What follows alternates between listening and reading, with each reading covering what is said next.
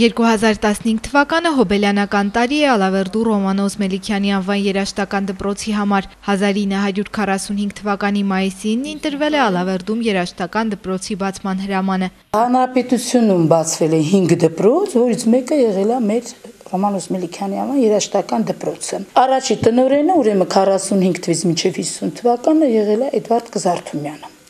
Կզարթումյանից հետո ուրեմն 50-ից 52 թվականները դպրոցի տնօրինությունը անցել է կոմպոզիտոր Ստեփան Նաղձյանին։ Ստեփան Նաղձյանից հետո շատ կարճ ժամանակով Կալամկարովա Սվետլանա Նիկոլաևնա եղել է դասատու, երևի լավագույն դասատուներից մեկը, 1 տարի նրան են տվել տնօրինությունը, որից հետո 53-ից արդեն 58 մինչև թվականը Սարգսյան Ջեմը Իվանովնան է եղել։ 1958 թվականից մինչև 1972 թվականը դպրոցը ղեկավարել է ալավերցիների կողմից սիրված Կարպիս Տեր-Պողոսյանը, ասում է Հռիփսիմե Շահինյանը։ Նրա դերը ես համարում եմ շատ հեղինակավոր, որովհետև նա միայն երաժշտական դպրոցի բնագավառը չի բարձրացրել, այլև ամբողջ քաղաքի երգչախմբային արվեստը մեծ վերելք է ապրել այդ շրջանում։ Կարպիս Նշանովիչից հետո ուրեմն 72-ից մինչև 2003 թվականը գրեթե չէ 30 տարի ուրեմն Էլմիրա Արշավերովնան Աբաջան մեծ նվիրումով աշխատել է Էլմիրա Աբաջանը։ 2003 թվականից արդեն դպրոց ղեկավարում է Հռիփսիմե Շահինյանը, ասում է անչափ մեծ է պատասխանատվությունը, քանի որ ղեկավարում է մի դպրոց, որն ունի բազում ավանդույթներ ու հաջողություններ, որոնք ձևավորել են նախկին տնօրենները։ Որպես մայր դպրոց ես կարծում եմ, որ մեծ պարտականություններ ունի։ Երբեք չպետք է իջնի պրոֆեսիոնալ մակարդակը դպրոցի, ամենակարևորը, ու դրան էլ գումարված մասնակցում ենք բազմաթիվ ուրեմն մրցույթների։ 70 տարիների ընթացքում դպրոցը գրեթե 1500 շրջանավարտ է տվել։ Այսօր էլ դպրոցում 3 սերնդի շրջանավարտներ են աշխատում։ 70 տարի առաջ դպրոցը գործունեությունը սկսել է 6 դասատուներով եւ ընդամենը 2 բաժնով։ Այսօր երաժշտական դպրոցը գտնվում է քաղաքապետարանի ենթակայությամբ, սակայն մեծ աջակցություն ստանում է նաև Հայաստանի Հանրապետության մշակույթի նախարարությունից։ Դպրոց պարբերաբար այցելում են հանրապետության լավագույն մասնագետները, ովքեր նաև վարպետության դասեր են տալիս աշակերտներին։ Դպրոցը նախարարության կողմից նաև մեթոդական մեծ աջակցություն է ստանում։ Բացի դրանից, ուրեմն մշակույթի նախարարությունը ունի մշակութային կրթության աջակցության հիմնադրամ, որի միջոցով այսօր մեր դպրոցում օրինակ 6 աշակերտ անվանական գործիքներ են ստացել։ 6 աշակերտ։ Ես չեմ բացառում նաև այն, որ մանես հիմնադրամն է մեզ օգնում։ Ու ամենակարևորը այսօր մենք ունենք հիասքանչ շենքային պայմաններ։ Դպրոցի վերջին տարիների հաջողություններից տնօրենն առանձնացնում է նաև դպրոցի ընդգրկումը ՅՈՒՆԵՍԿՕ-ի ծրագրում։ Մայիսի 26-ին մենք պիտի համերգով մեր դպրոցը մի ամբողջ բաժին պիտի ելույթ ունենա Չարենցավանի երաժշտական դպրոցում։ Թեև տարին դպրոցի համար հոբելյանական է, սակայն քանի որ 2015 թվականը նվիրված է ցեղասպանության 100-ամյակին, ուստի մեծ միջոցառումներ Հոբելյանի առիթով չեն սպասվում։ Ուսումնական տարվա ավարտի հաշվետու համերգն այս տարի նվիրվելու է դպրոցի հիմնադրման 70-ամյակին։ Հաշվետու համերգը կայանալու է մայիսի 21-ին ժամը 16:00-ին։ Համայնքների խոշորացման թեմայով լրագրողների եւ խոշորացման ծրագրում ներառված համայնքների մասնակցությամբ այս շաբաթ քննարկում էր կազմակերպել մեդիա նախաձեռնությունների կենտրոնը։ Համայնքների խոշորացման պիլոտային ծրագրի հնարավոր դրական եւ բացասական ազդեցությունների մասին խոսելու համար մեդիա նախաձեռնությունների կենտրոնի նախաձեռնությամբ Ալավերդում տեղի ունեցավ հանդիպում Տատբեր լրատվամիջոցների, համայնքների ներկայացուցիչների եւ փորձագետ մասնագետների միջև։ Շատ կարեւոր է, որ համայնքները դրան գնան գիտակցաբար։ Իսկապես շատ լավ գիտակցելով իրենց շահը որն է լինելու խոշորացման դեպքում, իրենց ռիսկերը որն է լինելու եւ ոչ միայն համայնքի ղեկավարները կամ թիմում աշխատող, աշխատակազմում աշխատող համայնքային ծառայողները, հավաքանու անդամները դա ներկայացնեն խոշորացման դրական կամ բացասական կողմերը, այլ փորձ արվի հաշվի առնել բնակչության ողջ բնակչության կարծիքը։ Փաստ է, որ Հայաստանի Հանրապետության համայնքների զգալի մասի համայնքապետարանների բյուջեն բավականեցնում է միայն աշխատակիցների աշխատավարձերին եւ մի քանի մանր-մունր խնդիրների լուծմանը միայն։ Գյուղերում բնակչության թվաքանակը փոքր է, որոշ համայնքներում դպրոցականները զուրկ են պատշաճ կրթություն ստանալու հնարավորությունից, միջհամայնքային ճանապարհներն անբարեկարգ վիճակում են եւ այլն։ Ալավերդում տեղի ունեցած քննարկման ժամանակ ներկաները խոշորացման հարցի շուրջ ներկայացրին իրենց տեսակետները։ Խոշորացման այժմյան մոդելը համեմատելով խորհրդային մոդելի հետ։ Մենք Ալավերդի համայնքը մեր տարբերությունը չի կարող գնահատել եւ ասի իջև միավորումը բնակավայրերի ինչպես է ինչ դժվարություններ կրեցին միավորությունը, որովհետեւ մենք խորհրդային ժամանակների միավորված են մեզ համար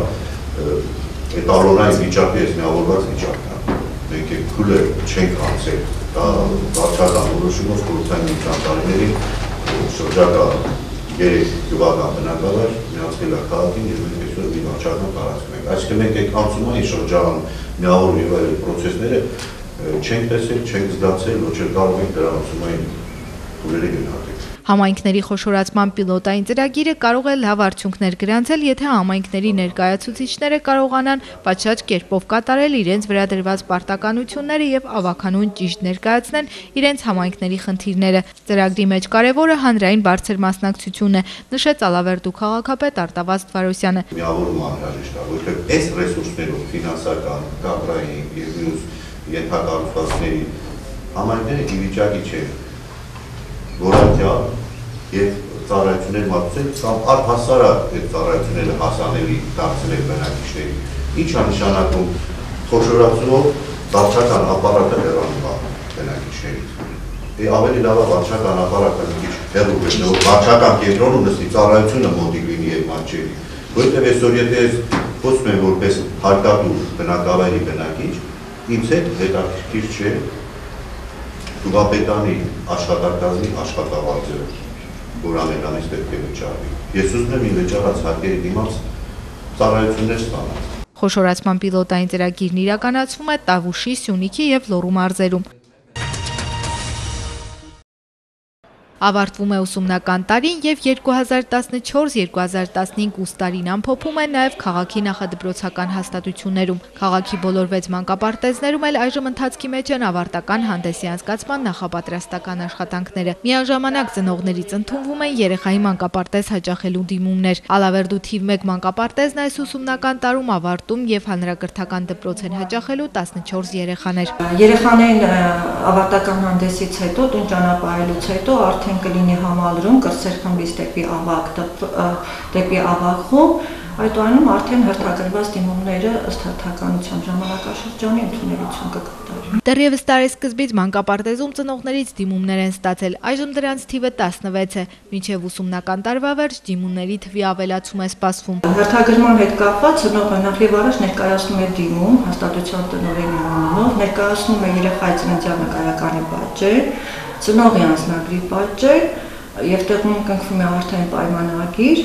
ծնողի եւ հաստատության տնօրենի միջեւ եւ 2 լուսանկար։ Մանկապարտեզի կրտսեր խմբից 18 երեխաներ էլ տեղափոխվելու են ավագ խումբ։ Սա իհարկե ավարտական հանդեսից հետո, իսկ ավարտական հանդեսը նախատեսվում է անցկացնել հունիսին։ Մինչ այդ ավագ խմբի սաները պատրաստվում են ավարտական միջոցառմանը։ Համար 1 մանկապարտեզում 2014 թվականի փետրվարից գործում է 2 խումբ՝ կրտսեր եւ ավագ։ Համար 4 մանկապարտեզում ուսումնական տարվա սկզբում 34 երեխաներ են ընդունել ավագ խմբում։ Երեխաների 4 ընտանիքները տեղափոխվել են, այժմ ավագ խումբ 30 երեխաներ են հաճախում, ովքեր նոր ուսումնական տարում արդեն կհամալրեն քաղաքի հանրակրթական դպրոցները։ Մանկապարտեզի մեթոդիստը նշում է, որ երեխաներն ունեն համապատասխան գիտելիքներ եւ պատրաստ են հաճախել դպրոց։ Մայրենի լեզվից տարել են աշխատանքներ, երեխաները արդեն ճանաչում են բոլորը տառերը, ձայնավորները, բաղաձայնները, նրանք բառի մեջ քանի ձայնավոր կա, քանի բաղաձայն կա, հոմանիշներ, հականիշներ, ածականներ, բոլորը արդեն երեխաները տիրապետում են։ Հմուտ դաստիարակներ ունենք, բոլորը տեղի շատ հմուտ դաստիարակներ են եւ մեր աշխատանքը կատարվում է լիարժեք։ Այս նախադպրոցական հաստատությունում եւս արդեն ունեն դիմումների որոշակի քանակ, սակայն տեղերը սահմանափակ են, ասում է մեթոդիստը։ Եվրոպական քոլեջի Ալավերդու մասնաճյուղում այս շաբաթ հյուրընկալվել էին էստոնացի ուսանողներ, որոնք Հայաստանում են բարեկամական այցով ճանաչելու Հայաստանը։ Եվրոպական քոլեջը պայմանագրեր ունի եվրոպական մի քանի երկրների հետ եւ այդ պայմանագրի շրջանակում յուրաքանչյուր տարի ուսանողներն այցելում են որևէ երկիր։ Սա էստոնացիների պատասխան այցն է Հայաստան։ Վերջերս էլ հայ ուսանողներն են այցով եղել Էստոնիայում։ Եվրոպական քոլեջի Ալավերդու մասնաճյուղն առայժմ չունի туриզմի բաժին, դրա համար էլ տեղից ուսանողներ փորձի փոխանակման նպատակով որևէ երկիր չեն մեկնել, սակայն նոր ուսումնական տարում արդեն Ալավերդու մասնաճյուղը եւս կունենա туриզմի բաժին։ Եվրոպական քոլեջը Հայաստանում ունի մի շարք մասնաճյուղեր ու յուրաքանչյուր մասնաճյուղից լավագույն ուսանողներին ընտրում են եւ ընդգրկում են այդ ծրագրի մեջ։ Լավ սովորող ուսանողը հնարավորություն ունի այցելելու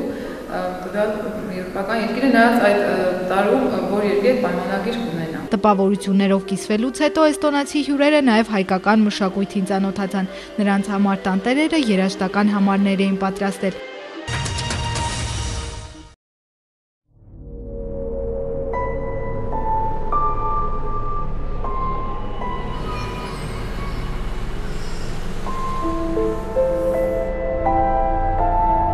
Կարողանալով գրանցել հարկերի հավաքագրման բարձր տոկոս,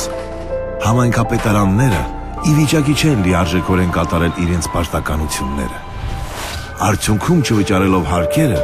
հարկատուները կորցնում են ավելի շատ։